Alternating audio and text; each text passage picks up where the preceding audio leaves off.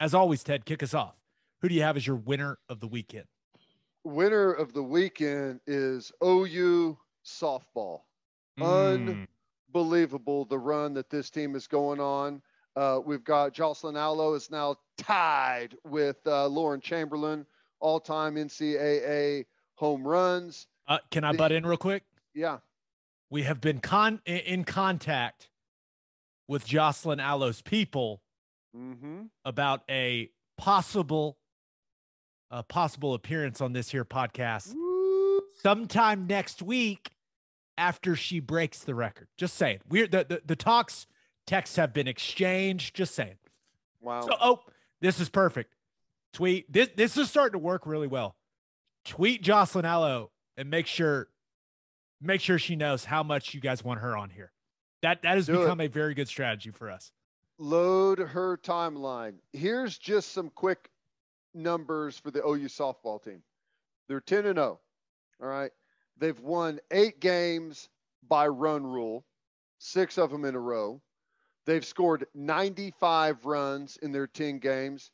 They've given up a total of 2 runs, neither one of them earned, 25 home runs hit, 87 strikeouts thrown. Unbelievable stuff. And there's plenty other statistics to go with that, but just unbelievable what this softball team is doing. This could be the team for the ages. That is, and we talked about the collective stuff earlier, whatever you want to call it, helping your alma mater, whatever you want to call it. Bet you softball would be probably focus on football, but I think softball right now, yes, there's some NIL money to be made for those young ladies. Is this team, we'll have to get Coach Gasso on to talk about it, this has to be her best team she's ever had. And I know they haven't won a national championship yet, maybe getting a little ahead of myself, but my goodness, just ridiculous roster. It is.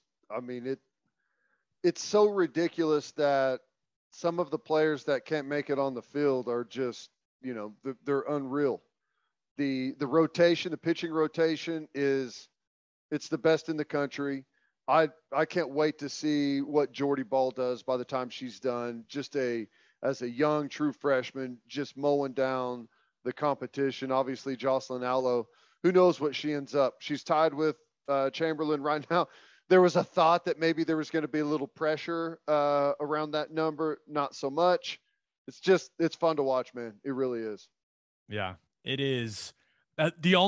First of all, whoever's running OU softballs, whoever's running their social media account is doing a phenomenal job. Their Twitter it's fantastic. All the graphics and everything.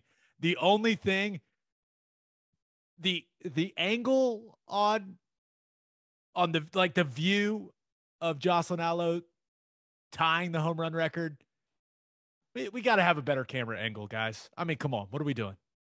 Are you talking about the one from behind home plate? Yes.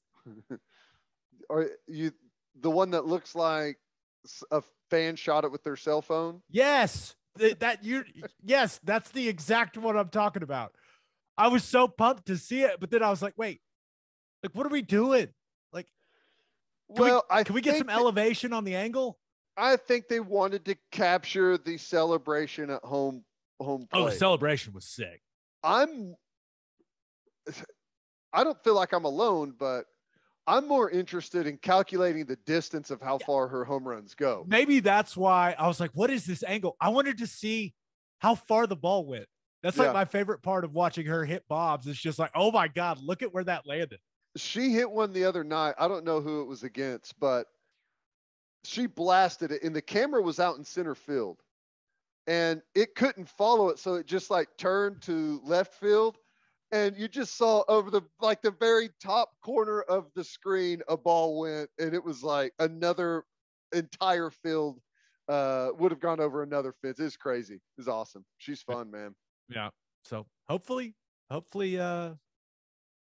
get to interview her. That's the plan. Yep. Plans in the works.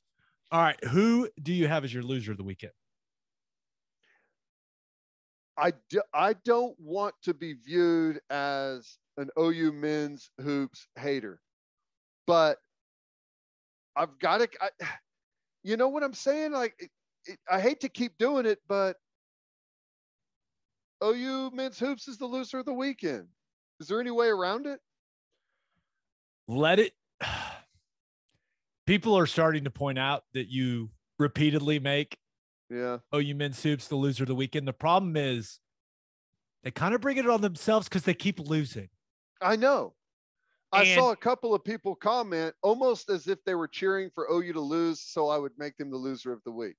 Yeah, I'm starting to get that sense too, which makes me feel bad. I do feel bad. I will say this. No Elijah Harkless. I think he's been the best player for that team. The most consistent guy in my mind. Now, is he perfect? No. Does he turn it over too much? Yes. Could he shoot it better? Yes. But I just love the intensity and the effort the guy plays with. And him and Jalen Hill are my two favorite players on that team.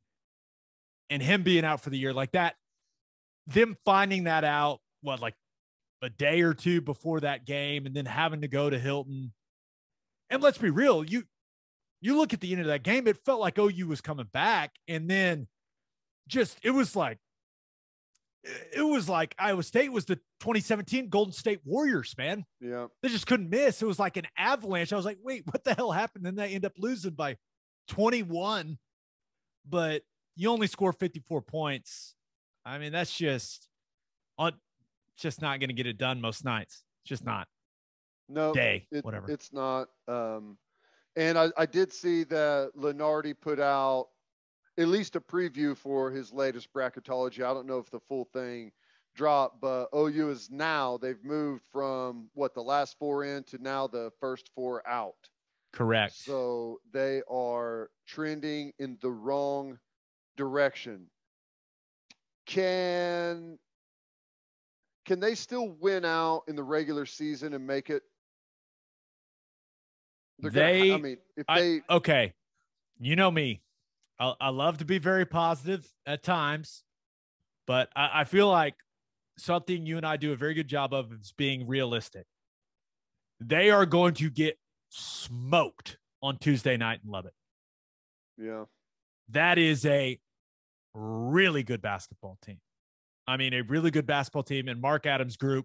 I mean, they just went to Austin and won. And the whole ticket situation, incredible work, Texas Tech fans. I'm very proud of you. But Tech may be the best team in the Big 12. They may be playing better than Kansas and Baylor right now. And going to United Supermarkets Arena Tuesday night, that doesn't feel like one where OU's going to get back on the right track. No, and Tech is trending in the right direction as well. Beat Baylor, won at Texas. Frankly, the last team to beat Tech in a long time is when OU handed them their asses here at the LNC. My guess is it's going to be a little different basketball game down there in Lubbock, Texas. But, especially with Harkless being out, it's going to be tough. It's way more difficult on the road, but I don't know. If they can keep that one close on Tuesday night, they're capable of winning their last three, right? You've got Bedlam and Norman, West Virginia win their and Norman. Last three. They have to win them, right? I mean, if they want any chance, yeah. Well, they needed to win. They needed to beat Iowa State. Yeah. Really bad. Really, really bad. And it's just going to be really difficult. I still believe that the way that this team plays, how good they defend, if they could just make it to the tournament, I think they would do well in the tournament. But playing against the same teams over and over in the Big 12 that have scouted the heck out of you all season, they know what you're going to do. I think it's going to be hard in this conference until you get the players. But I don't know. I'm still holding out hope that they make the tournament. But Losing that game to a not very good Iowa State team is going to set you back big time. Iowa State, not great, but Isaiah Brockington, I like watching that guy play. Man, I've watched a lot of Big 12 basketball this year. He's first team all Big 12 in my book. Like he just gets buckets. I just love watching the guy play. And it's interesting that you're expressing so much hope for the tournament, Ted, when you are now considered OU basketball's number one hater. So we'll see. We'll see. All right. If you are a whiskey or bourbon drinker, stop what you're doing. Head to your favorite liquor store and buy some Balcones products. You got to grab some of Balcones Lineage Single Malt Whiskey. It was just voted one of the top 20 whiskeys in the world by Whiskey Advocate, and you'll be shocked by how affordable it is. You also got to snag some of Balcones Baby Blue Corn Whiskey. It's made from blue corn. That's the fancy corn. And that's why it has won more than 25 awards. Last but certainly not least, you got to buy some of Balcones Pot Still Bourbon. Its big flavors make it the perfect bourbon to drink year-round. In 2012, Balcones Single Malt won the Best in Glass competition, beating brands like Johnnie Walker and Macallan, became the first American distillery to win that competition. This stuff is the real deal, people. If you love great whiskey and bourbon at a great price, then Balcones products are the only way to go. The whiskey may be made in Texas, but the owners, yes, they're from Oklahoma. To find a liquor store that has it, visit balconesdistilling.com. I feel like we're really getting to the ad reads, and if people are skipping them, I mean, we're having fun. I know I'm having fun. It's probably the best content that we have is the ad reads. I bet you there are some people that hate listening to this podcast that agree with that. Yes. All right. For my winner of the weekend, thought about going with elite draft prospects, NFL draft prospects that really don't want to do drills at the NFL Combine. Because did you see this? Well, I saw that they were going to have the strict bubble, but I didn't see exactly what all it entailed. Yeah, it's just like you can have one person that can help you. They got to clear all this stuff like it did. And there's pretty much a general consensus from a lot of people that normally go to the NFL Combine that it's really unorganized right now, which is weird. I know. I saw something right before we came on air, I guess. Was it Schefter that said that there's representatives from 150 of the guys that have been invited that are going to boycott it if they don't change that's crazy. Yeah. All like the agents and stuff are like, I don't know, but basically the NFL announced some pretty strict bubble guidelines for the NFL Combine. And if you're one of those elite guys and you're looking for a reason maybe not to do anything, you are the winner of the weekend because you have found your out. I'll see you at Pro Day. You guys just come here for Pro Day, right? Yeah, which, you know, I think that there was probably a time whenever, like, you couldn't get good, you know, numbers that you trusted on a guy, right? I think it's way easier to get legitimate numbers now than at pro days than you used to be able to. So there may be a sense of maybe we don't need it as much, but I don't know. It's good. It's good stuff on NFL Network, and it probably makes it. What is the NFL doing? They are messing with one of their money-making products. Yep. Something that they're going to do anyways. Just throw a couple of guys talking over the video of it, and you're going to sell a ton of ads. I don't know. All right. But also thought about going with Sam Presti. Did you see what LeBron said about him? I mean, you talk about something that makes you feel good. If you didn't see it, LeBron James was doing his press conference at NBA All-Star Weekend, and he was like, Sam Presti is the MVP over there, and was just complimenting Presti's eye for talent. And, man, you can think whatever you want about LeBron James, but I feel like everyone respects his basketball opinions because, I mean, when you ask like the high level basketball guys, they'll pretty much tell you LeBron's kind of like a basketball genius. And I'm sure Sam Presti heard that and was like, thank you. Thank you. I feel fantastic. And I know this. It made me feel better about having Sam Presti as the GM of the Thunder. I was like, yes, you're right, LeBron. He's the best. Good point. It sounds to me like LeBron wants to go play in Oklahoma City where he knows a GM's going to be drafting good talent to put around him. And he doesn't have to build a team through free agency every year. Is that what it sounds like to you? It sounds like he'd be very interested in going somewhere that maybe has a ton of draft picks in the future, that may be able to use one of those draft picks on his son and then lure him to play with said son. Just saying. Mm-hmm. Give me one season of Twilight LeBron in OKC. Oh my, that would be the best thing ever. I would lose it. Which, how far away is his son? I think one more year. Yeah, is he a junior right now? I'm not going to pretend I know how old Bronny James is. I probably should. I know it's getting close though. I mean this with all due respect. Is he like that good to where he'll be in the NBA really soon? I think he'll go directly to the NBA on pedigree alone, just marketability. But, yeah. But I honestly don't know how good he is. Yeah. I think I think the team he's on is really good, but if my memory serves me correctly, I don't think he's even the best player on his team. I'm not going to pretend I know. I'm not big into the high school basketball scene currently. Me neither. But my winner of the weekend, the NBA All-Star 3-point contest. Ted, I think it's official. The 3-point contest has surpassed the dunk contest because watching Karl-Anthony Towns, all 7 foot of him, stroke it from distance and just get in that rhythm and win that thing as a big man. Like, now I was bummed that Trae Young didn't win. I want to make that. And by the way, Trae Young got his jersey retired at Norman North. That was awesome. Yep. So cool. But watching Karl-Anthony Towns do that was exponentially more entertaining than what happened in that dunk contest. And I feel like, every dunk's been done. I understand that. But Cole Anthony, he puts the Timberlands on, and like, that was cool. I was like, oh, that's a little different. But it took him forever to dunk the basketball. And then I was so excited to see Jalen Green because I know about like the type of bounce he's got. Mm-hmm. It ended up taking him like a full 10 minutes to dunk the damn ball.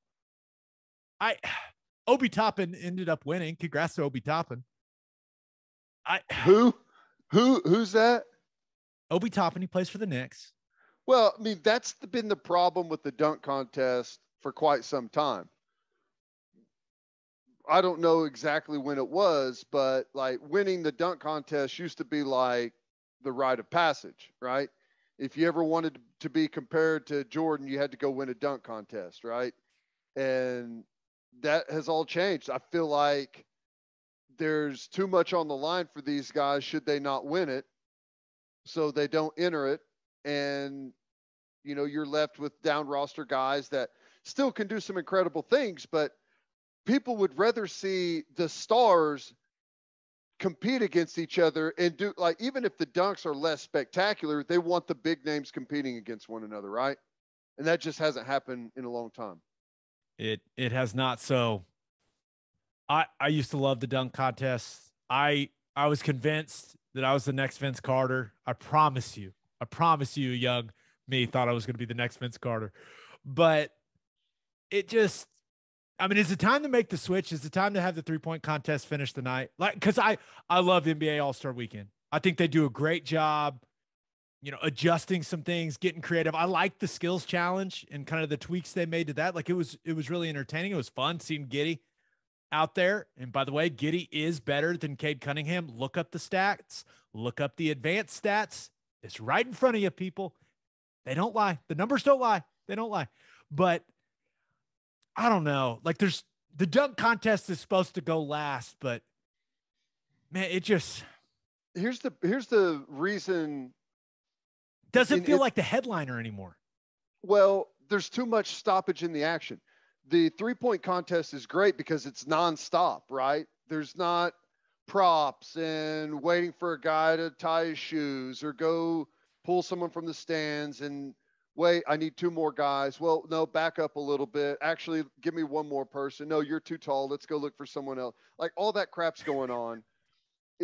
it's nonstop with the 3-point contest, and that's what people want, man. Our attention or our attention span is shorter than it's ever been. You got to keep it rolling. I would almost like it if they did the dunk contest like during the All-Star game somehow, like during commercial timeouts or something where they kept the action rolling through. But I don't know. It's something that they've tried a bunch of different formats to make it better, and it's just really difficult, man. It is. We're recording this during the All-Star game. I'm sure Ja Morant has had 2 or 3 dunks in that game that would have won the dunk contest. They should have awarded him the dunk contest champion whenever he pinned that ball on the glass with 2 hands. It was amazing. Took it like above the square. That video of him just ripping tequila shots on the way to the All-Star game on the plane, that was amazing. I loved it. It was like, that's what you should be doing. Making the All-Star game. I guess people had a problem with that. Why? I don't know. Did you see the meme of said like everyone wants Zion and Morant in the dunk contest, and then it shows them like Morant's doing the tequila and Zion sitting there playing video games. Yeah, that's kind of, but that's to the point is I don't even know when the last time we had a superstar in the dunk contest. Dwight Howard, maybe? I don't know. Zach LaVine, he's not a superstar, but he was an awesome dunk contest guy, and they messed that whole thing up. That dunk contest was the last great dunk contest. Yeah. Him and the kid that used to be at Orlando, just unbelievable. It was great. Yeah. Gordon, Aaron Gordon, nailed it. Yep. I was like, it's going to come to me. It's going to come to me. But there we go. Did it. Okay. Loser of the weekend. You talk about a divisive issue. Juwan Howard. One, it seems like there's some polar opposites. Now, most people are probably in the middle, right? Maybe this is like politics, but there's a group of people that maybe think he should be in prison for assault and battery. And then there's a group of people that think he did nothing wrong at all. I think the truth lies somewhere in between those two poles. So no doubt you can't be mushing. And by the way, he didn't punch anyone. Stop saying he threw a punch. He did. It was an open hand mush. There is a difference, a very big difference. So you can't be mushing coaches' faces in the handshake line. Can't be doing that. Nope. You got to get suspended and fined for that. I do not think he should be fired. And I can't believe so many people think he should be fired for it. Like it blows my mind that some people are like, you can't set that example for young people. It's like, okay, what about forgiveness? What about making mistakes? That's also setting an example for young people. He made a bad mistake. Don't have to fire the guy, but if there's no better example or teaching moment than showing someone what not to do, right? That's probably the easiest way to learn. Yeah. But if you didn't see this, Wisconsin, they beat Michigan in basketball. And Wisconsin's coach, Gard, he called timeout late in the game. He had a bunch of subs in. Badgers had a comfortable lead. Game was already over. But he was getting and Michigan was actually still pressing in the game.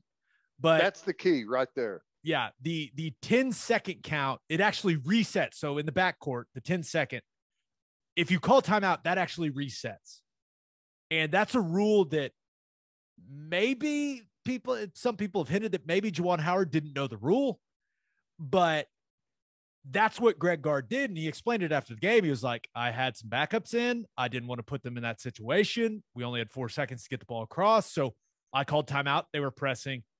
And Juwan Howard did not like it. And first of all, Juwan Howard was a little late getting into the handshake line. And then he tried to hit Gard with the blow by. And basically the blow by, and like, I'll remember that. And I think Gard thought he could like de-escalate the situation by grabbing Juwan Howard and explaining why he called the timeout. But grabbing him was not a good idea, putting your hands on another man, especially another man that's a lot bigger than you, not a great idea. And I watched this whole thing unfold. And in the situation, I think I would have reacted the way that Gard did to Juwan Howard trying to blow by him, because like, hey, my team just whooped your team's ass. You're going to show me some respect, you know? But then I also was like, I'm pretty sure I would have reacted the same way Juwan Howard did when Gard put his hands on him. Like, hey, man, don't touch me. What are you doing? And he hit him with pointed his finger in his face. Mm-hmm. And I was like, oh boy. But to Gard's credit, I guess a little bit, he got the finger point in the face and he didn't completely lose it, which some guys, that's straight up disrespectful. Like the poke in the chest and the finger point, like right to the face. Maybe you press the forehead in between the eyes a little bit. Those are fighting actions. Like, let's just be real. But didn't he also like grab his shirt? He had a hold of, like he grabbed, I think he wanted to explain himself, but he went about it all wrong.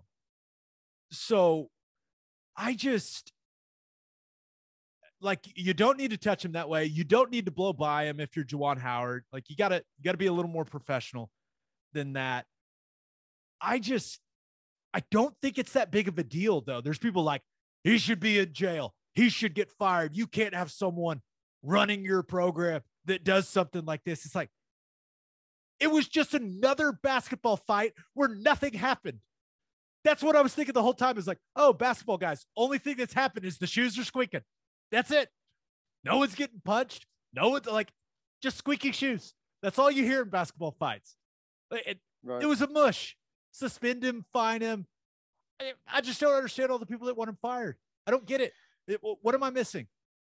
You're not missing anything. Oh, thank God. People that want him fired are people that have no affiliation with Michigan and their basketball team. Bunch of OU people, though, tell me, like, hey, no, unacceptable. Fire him. It's like, if Porter Moser did, and listen, I don't think Porter Moser would ever do that, but if he did it, I wouldn't want him fired. I'd be like, probably shouldn't mush that guy. Not great. Suspend him, fine him, and then let's move on. It's that simple in my mind. I agree. I don't think that's something for Michigan to handle.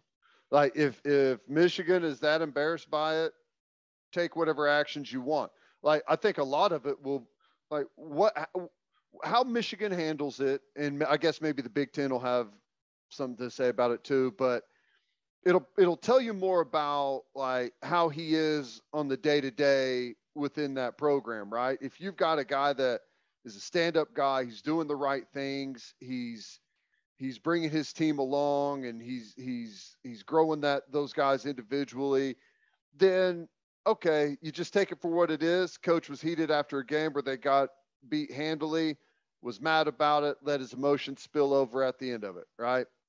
No big deal. No one was hurt. I mean, a couple of players ended up throwing punches with one another, but no one's hurt. No one cares. Kids aren't going to watch that and all of a sudden think it's okay to go out and get in a fight in a basketball game. The world is not going to fall apart. It's not a problem at all. Kids used to watch the NBA guys throw hands on a nightly basis, okay? And it didn't ruin, little league or high school or whatever different level of basketball there was. So spare me with the overblown, he needs to be fired or whatever. It's just ridiculous. Here's the thing. All I would say is he handled the whole thing horrible, Juwan Howard did. And I'd also like to see what happened after the timeout. Like, when Gard called the timeout, was Juwan Howard like flailing and throwing a bunch of antics over there that he called the timeout, which maybe why Gard was like, wanting to have a conversation with him there anyways. But I think it's stupid. You're right. It's another basketball fight where nothing actually happens. Everyone just holds one another back. Yeah. I don't think it was as serious as so many people are making it sound. Like, it's not like, now I will say, some people are saying that the assistant that came in was the guy that got mushed. By the way, unfazed by the mushing. It took the mushing like a champion. But that he escalated things. It's like people are trying to make it sound like these kids pick that guy out that escalated everything. There was 100 people running in there. I don't know, but there are a lot of people with strong opinions after this thing, and it's not that serious to me. Like I've seen coaches on football staffs fight each other way worse than that. Yeah. Like, and some would say, well, it's in practice or it's behind closed doors. It's just, I don't know, man. It's just not that big enough. I'm kind of leaning towards, maybe it's because I'm getting old, but I'm starting to lean towards like, why are some people so soft? I think I'm aging. I'm getting, oh gosh. I still totally believe that, and this goes for baseball, this goes for football, this goes for basketball. Punish the people that rush over to keep others from fighting. That's always what escalates it. Every single time when both benches flood over there and everyone starts holding one another back, that's whenever everything just escalates because you've got a million different interactions happening. Those are the people that need to be punished. If those people stop running over there to break things up, almost never will you see a fight because no one wants to fight one-on-one. They want people to hold them back, get one punch in, and then, be ushered off to the locker room or whatever. Start fining, suspending, punishing those people. That'll put an end to it. Take Juwan Howard, take Gard, put him in the center circle of the court, let him fight for 20 seconds. This has been my theory for forever. Just let him go. Now, maybe Gard, that's probably not a fair matchup. I mean, Juwan's got a bit of a reach on him, but I mean, if you never know. You never know. It's a great point. That's why you get in the circle to begin with, right? Because you never know. I would just one more thing to add, and I think it was our buddy Eddie Radosevich that had the video of it that I think it's got like millions of views.